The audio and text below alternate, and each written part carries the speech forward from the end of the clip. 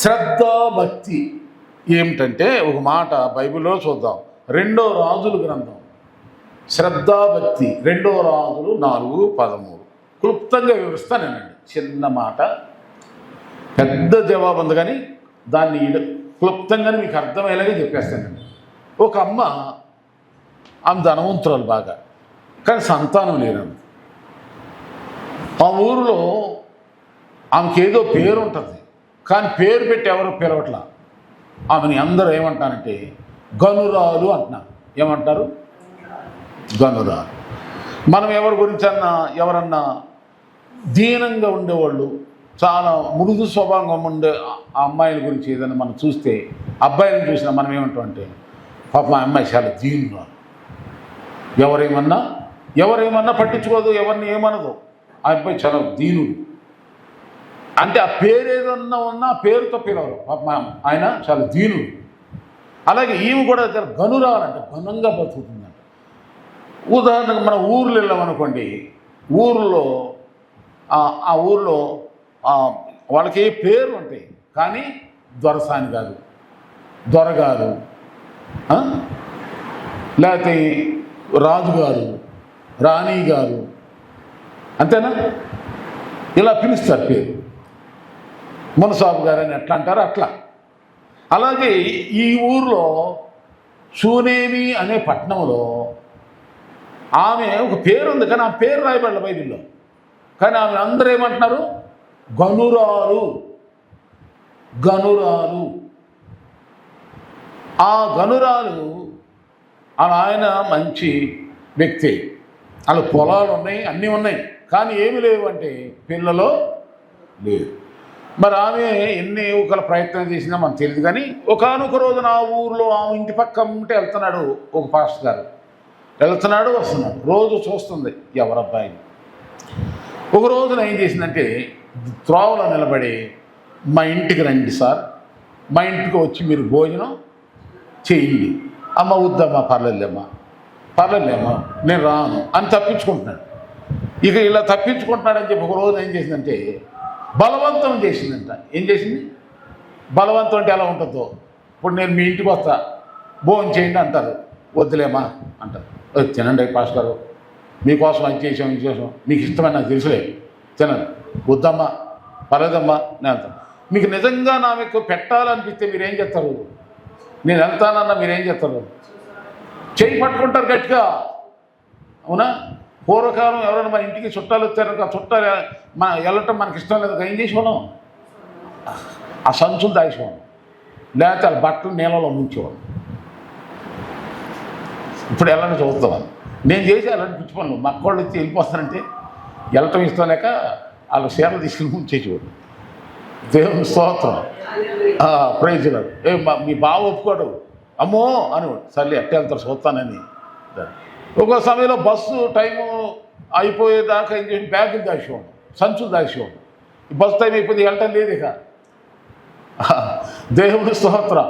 అలా ఉండేది ఆ కాలంలో, ఆ ప్రేమలు అలా ఉంది. ఇప్పుడు ఎప్పుడు వెళ్తావు నాయన, ఎప్పుడు వెళ్తావు అయ్యా? వచ్చినందుకు కూసేపు నవ్వుతారు, ఏదో లోపలగా ఏమన్నా ఉన్నాయి కానీ పైకి మాత్రం పొల్లిగిలిస్తాం. ఏమున్నాయి ఏంటని చూస్తా. ఇప్పుడు లేదా ప్రేమలో. మరి పాస్టర్ గారి గురించి ఏమనుకుంటాను నాకు తెలియదు బాబు, కానీ ఈమైతే ఖచ్చితంగా భోజనానికి రా అన. ఇక ఈయన వచ్చేటట్లేట గట్టిగా పట్టేసింది, లాక్కి వెళ్ళిపోయింది లోపల. ఆమె ఏమ్మా బైబిల్లో చెప్తున్నా సొంత మాటల, మీరు నాకు ఎప్పుడు పెట్టలేదని చూస్తారా? పెట్టండి, పర్లేదు. అదే మనిషి, అదే శరీరం ఉంది, అదే ఆకలి ఉంది, ఇంకా ఆకలి చావలేదు. దేవుని స్తోత్రం, ప్రైజ్ లార్డ్. పెట్టాలనే ప్రేమ ఉంటే పెట్టవచ్చు, వెల్కమ్. అయితే వెళ్ళింది, తీసుకెళ్ళాక భోజనానికి కలిసి ఏం చేసింది? మరి ఇప్పుడు తిన్నాక మరి తినగానే కడుపు నిండగానే ఏ మనిషికి అని ఏమొస్తుందమ్మా? బలం వస్తుందిలే. బలంతో ఒకటి ఏమొస్తుంది? అది కునుకుపోటు వస్తుంది, కాసేపు రెస్ట్ తీసుకుని బాగుంది.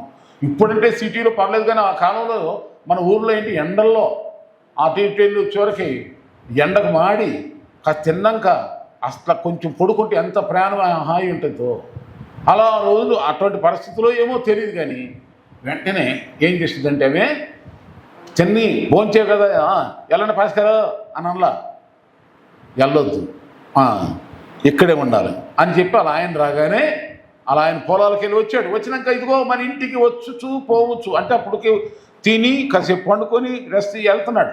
ఇక వస్తూ వెళ్ళటం కాదు, వచ్చు పోవచ్చున్న ఈయన భక్తి గల, చెప్పండి భక్తి గల ఏ దైవజనుడు.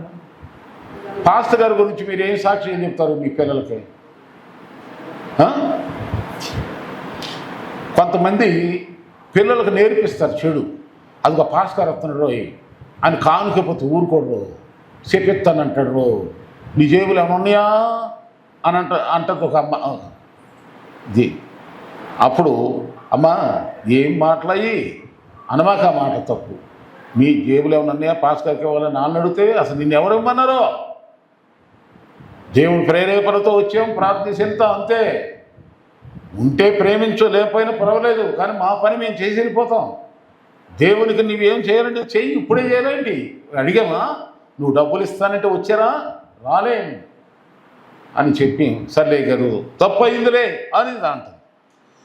సరే మీరు ఏమన్నా అనుకోండి, కానీ ఈమెయితే తన భర్త గారికి ఏం చెప్తుంది చెప్పండి? మన ఇంటికి వచ్చు చూపుచున్న ఈ దైవజనుడు, దైవజనులు చాలామంది ఉంటారు ప్రపంచంలో, భక్తి చేసే దైవజనులు తక్కువ.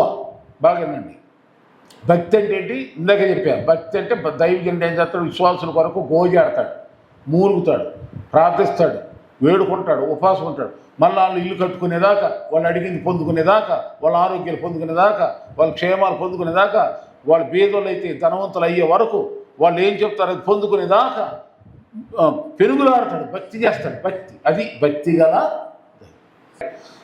శ్రద్ధాభక్తి అంటే పాస్టర్ గారి మీద, దేవుని సేవకుని మీద ఇప్పుడు భోజనం పెట్టాం, అసలు భోజనం చేశాడా లేదని అడిగేవాళ్ళు కొందరు అంటారు, కొందరు అడగరు. అసలు ఆకలితో ఉన్నాడా, అలసటతో ఉన్నాడా, బాధతో ఉన్నాడా, దుఃఖంతో ఉన్నాడా, కష్టంలో ఉన్నాడా, అవసరంతో ఉన్నాడా, ఇల్లుందా లేదా, తనకి అసలు ఏంటి తన పరిస్థితి అని ఆలోచించితే సేవకుని శ్రద్ధ, చెప్పండి శ్రద్ధ అని మాట్లాడతారు. శ్రద్ధాభక్తి, శ్రద్ధ చూపించాలి, అది కూడా శ్రద్ధాభక్తి. ఎలాగంటే త్వరగా చెప్తానండి.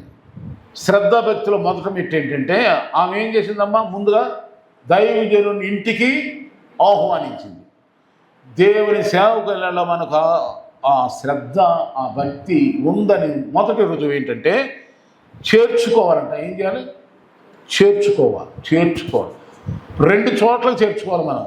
వినండి, ఒకటి ఇంట్లోకే కాదు, 2 మీ గుండెల్లో చేర్చుకోవాలి. బైబిల్లో ఉన్న మాటలే చెప్తున్నా నేను. హృదయంలో చేర్చుకోవాలి అంటే పాస్టర్ గారిని గుండెల్లో పెట్టుకోవాలి. ఆమె ఇప్పుడు విశ్వాసులైన కష్టాలు, మీ కష్టాలను మా గుండెల్లో పెట్టుకుంటాం, ప్రార్థన చేస్తాం బాధని. మరి మమ్మల్ని మీ గుండెల్లో పెట్టుకో, బైబిల్ చెప్తుంది, నా సొంత మాట కదే. ఇంట్లో చేర్చుకోవాలి, గుండెల్లో చేర్చుకోవాలి. ఇప్పుడు నేను కొన్ని చెప్తాను, పాస్టర్ నేను చెప్పింది మళ్ళీ అడుగుతాను నన్ను కొంతమంది. అంటే నేను చెప్పిన మాట వాళ్ళకి ఎక్కడెక్క చెవులతో ఇన్ని వదిలేశారు, గుండెలో దాయల. అలా ఉండకూడదండి. చేర్చుకో, దైవజనాన్ని చేర్చుకో. చాలా మంది సేవకుడు నేను చులకనగా భావిస్తాను, తప్పు అది. యేసుప్రభువు ఏమన్నారంటే, నేను మీకు మీ మధ్య శరీరధారిగా నేను లేను, నా తరపున ఇదిగో ఈ సేవకులు పెట్టా, వీళ్ళని చేర్చుకుంటే నన్ను అన్నాడు. చేర్చుకోవాలి. రెండవదిగా ఈ మాట మీరు ఎక్కడ చూస్తారంటే మత్తయి సువార్త 10:44 చూడండి. ఇక రెండవదిగా ఏం చేయాలంటే అమ్మా ఏనండి, దైవజనుల శ్రద్ధాభక్తి అంటే అర్థం ఏంటంటే ఫిలిప్పీ పత్రిక 4వ అధ్యాయం మొదటి నుండి చదువుకుంటా వెళ్ళిపోతే 19వ వచనం వరకు చూస్తే శ్రమలలో పాలు పుచ్చుకోవాలంట. ఏం చేయాలి? సేవకుని యొక్క శ్రమలలో పాలు పుచ్చుకోవాలంట. పాలు, నా శ్రమలో మీరు పాలు పుచ్చుకోవాలి, అంతేనా? ఇక అది మీరే ఆలోచన చేసుకోండి. దైవ సేవకుని శ్రమలు మీకు ఎలా వస్తాయి? మీకంటే ఇంకా డబల్ వస్తాయి. మాకు సేవకులు కదా, మాకు శ్రమలు వస్తాయి. ఆ శ్రమలలో మీరు పాలు పుచ్చుకోవాలండి. అదే శ్రద్ధాభక్తి. రెండవదిగా ఇక మూడవది చెప్పి నేను ముగిస్తాను. ఇంకెక్కువ చెప్పడానికి మనకు సమయం లేదని. మూడవది ఏంటంటే 2 కొరింథీ పత్రిక 8వ అధ్యాయము 2:9. 2 కొరింథీ 8.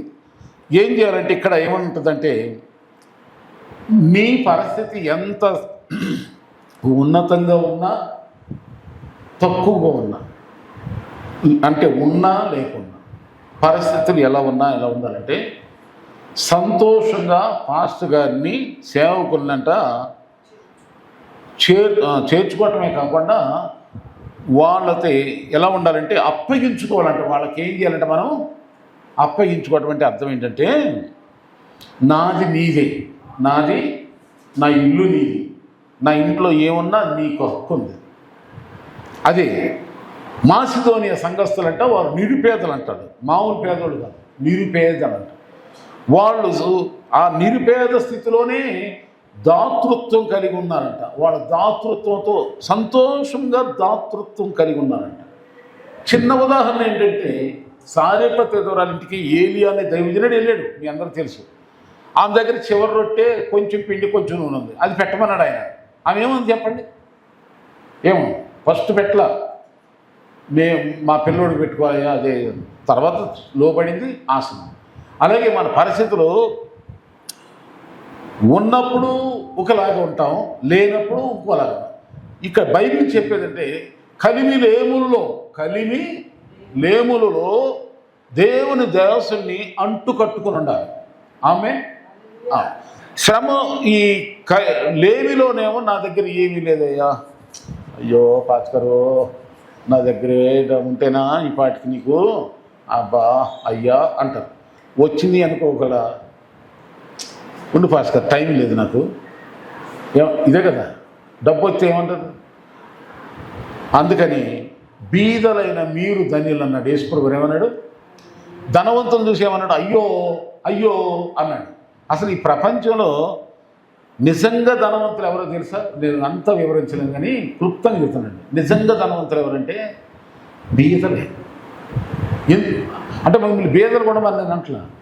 బీదలుగా ఉన్నవాడు ఏం చేస్తాడంటే కష్టపడతారు, పని చేస్తారు, భక్తి ఉంటారు, దేవుని మీద ఆధారపడతారు. ధనవంతుడికి అవసరం లేదు, నాకేంటి అనుకుంటాడు. నాకేమతో పని లేదు, నాకు డబ్బు ఉంది, ఆస్తి ఉంది అని విర్రవీగిపోతాడు. వాడు ఆరోగ్యం చూసుకోడు. వాడు అసలు ఏమిట్లో మనిషిలాగా బతున్నాడో పశువులాగా బతున్నాడో వాడికే తెలియదు. ఎవరో ఒక దేశ అధ్యక్షుడి గురించి నేను చదివాను. అబ్బో ఘోరాతి ఘోరం. ఇలా ఎంతోమంది చరిత్రలు అలా ఉంటున్నాయి. కనుక ఇక్కడ నేను చదివేది ఏంటంటే, శ్రద్ధాభక్తులు ఎవరైనా దైవుని సేవకులు శ్రద్ధ తీసుకోవాలి. మనం శ్రద్ధ తీసుకుంటే కూడా అది కూడా మనకు ఆశీర్వాదమే. మరి ఇంతకీ మనం మొదట చదివేం కదా, శ్రద్ధాభక్తి చూపిన ఈ గనురాలుకి ఏం జరిగిందంటే, చెప్పండి ఏం జరిగిందమ్మా? ఆమెకేం లాభం జరిగింది? సేవకుని బలవంతంగా ఇంట్లో పిలిచింది, రూమ్ కట్టించింది, మంచం ఇచ్చింది, పీట ఇచ్చింది, బల్ల ఇచ్చింది, అన్ని సదుపాయాలు వేసేసింది. కానీ ఏంటి ఆమెకు లాభం జరిగింది? ఆమెకి సంతానం కలగదనుకున్న ఆమెకి దేవుడు ఆ నింద తొలగిపోయింది. చాలామంది ఏమనుకునేవాళ్ళు, ఆమెకి ఎంత ఉంటే ఏంటి, ఎంత గొప్ప పేరు ఉంటే ఏంటి, పిల్లలు లేని గొడ్డుపోతు అంటారు కదా. ఆ నింద తొలగిపోయింది. అలాగే నేను ఈ దేశంలో, ఊర్లో, బస్తీలో, బంధువుల మధ్యలో ఈ గరీబిది, ఈ పేద ఆజ్ఞాత ఉంటుంది, దేవుడు నమ్మే ఉంటుంది, ఎప్పుడు ఇలా ఉంటారు అలా ఉంటారు అనుకోవచ్చు. నేను ఆ నింద తొలగిపోవాలి, ఆ యొక్క అవమానం కొట్టివేయబడాలి. అది చేయాలంటే దైవజనులు శ్రద్ధాభక్తులు చూపి ఆ నింద అసలు ఆమె తెలియకుండా తొలగించేసాడు. ఆమె ఎలీషా దైవ సేవకుడు అడిగాడు, అమ్మా నీవు నా ఎడల ఇంత శ్రద్ధాభక్తులు చూపిస్తున్నావు కదా, నేను నీకేం చేయాలని. ఇప్పుడు సేవకుడి ఎడల మనం ఏదైనా శ్రద్ధభక్తులు చూస్తే ఊరుకుంటామండి. నాలని మనసు ఉన్నవాడు ఊరుకోడు.